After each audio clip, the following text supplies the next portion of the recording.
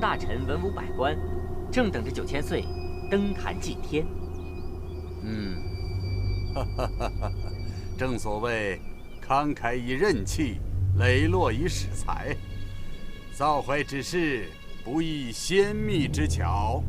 本座今代天子祭天，必摇起满天神佛，赐福大明皇朝，黎民安养，国祚绵延呐！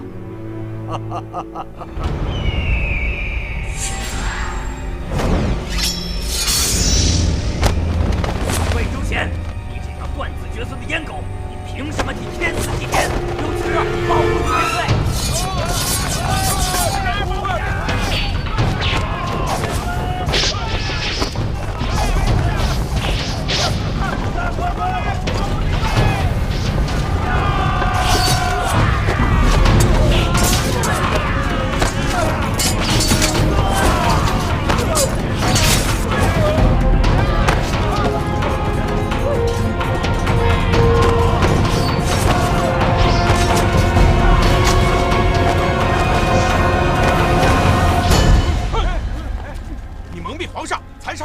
简直是大逆不道！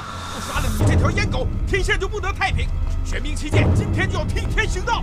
受死吧，阉狗！明年的今天就是你的忌日！快回家！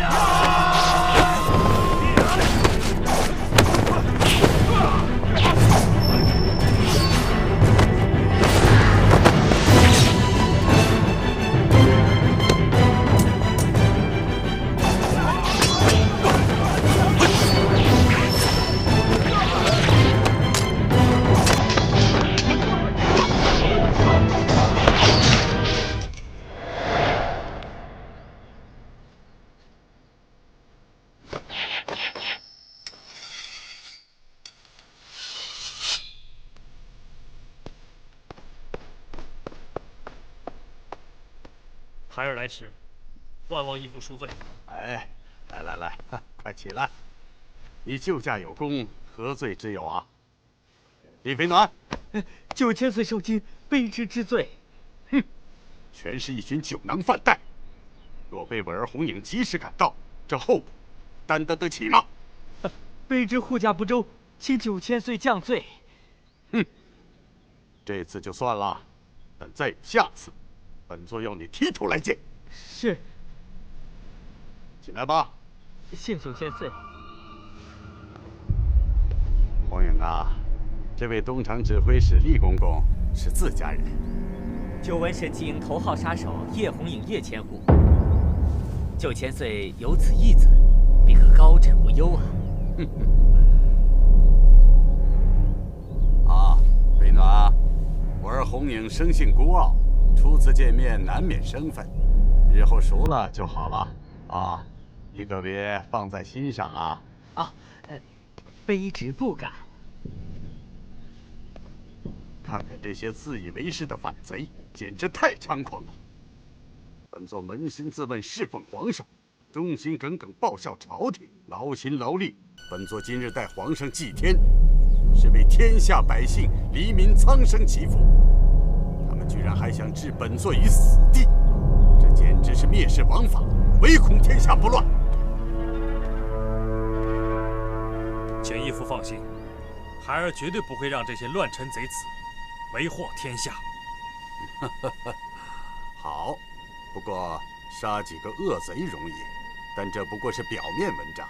你可知道这危害天下的祸根在哪儿吗？请义父教诲。东林书院。这是当然。老夫虽说已经不问朝政，可是绝不能看着先皇的基业被这群阉党走狗祸害。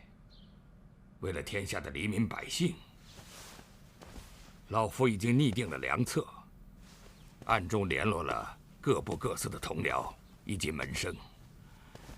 这些都是我大明朝的忠义之士，愿为我大明社稷舍生取义。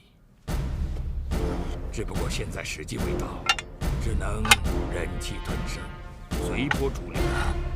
一旦条件成熟了，我们就会联络袁崇焕将军，共襄盛举，里应外合，一举将魏忠贤的阉党恶事除掉。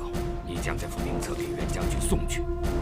这次事关重大，我去请风尘双侠亲自护送您去辽东。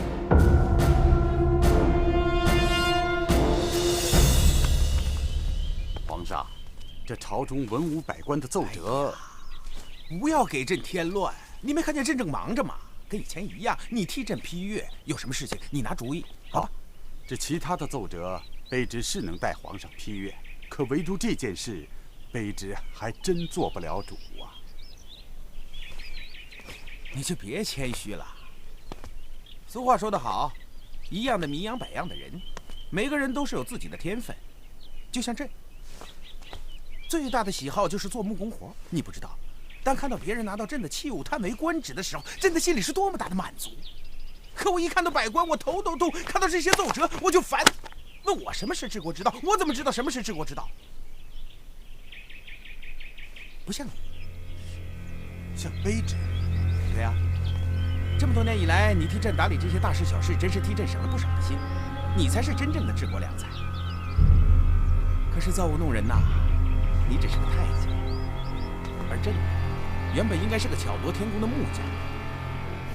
从娘胎里出来，就当这个倒霉的皇帝。卑职还是希望皇上能够流芳百世，名垂千古。流芳百世，名垂千古。历朝历代有哪位皇帝真正能够做到流芳百世、名垂千古？哪一位不是遭到后人的唾骂？唐太宗李世民杀父弑兄，晋代隋炀公杨广强占妇妾，就连我们的太祖高皇帝，不也是被后人指责说是大杀开国功臣吗？风声雨声读书声，声声入耳。国事家事天下事，事事关心。老爷，老爷，不好了，出事了！老爷，不好了，出事了！您快去看看吧，老爷。出了什么事？没看见我在讲课吗？老爷，我简直说不出口，太惨了，太惨了！那凶手简直是惨无人道啊！凶手惨无人道。哎，你说清楚，到底什么事？难道出了人命？老爷，你看，太离奇了吧！我没胡说八道，谁干的？一夜之间，我的鸡都没毛了呀！这谁呀？干这么无聊的事儿啊？那肯定是被人下毒了。谁会对鸡下毒？鸡会得罪谁呀？还用想吗？还会有谁？朕听说东林书院都是一些读书人啊，那个顾县城还是朕的启蒙恩师，这些人怎么可能是反贼呢？皇上有所不知，卑职查到这个顾县城召集门下，自称是东林党人，平时大放厥词，攻击朝政。如今进上这份奏折，不但把卑职说成了是祸国殃民的千古罪人，还把皇上您贬成了一位涂炭百姓的一代昏君。皇上，这干人等狼子野心，若不严惩，只怕难以照拂天下。这件事你就看着办吧。对付这些，你一向都有主意。识君之路，担君之忧。这些乱臣贼子，妖言惑众，诋毁皇上，卑职绝不会对他们心慈手软。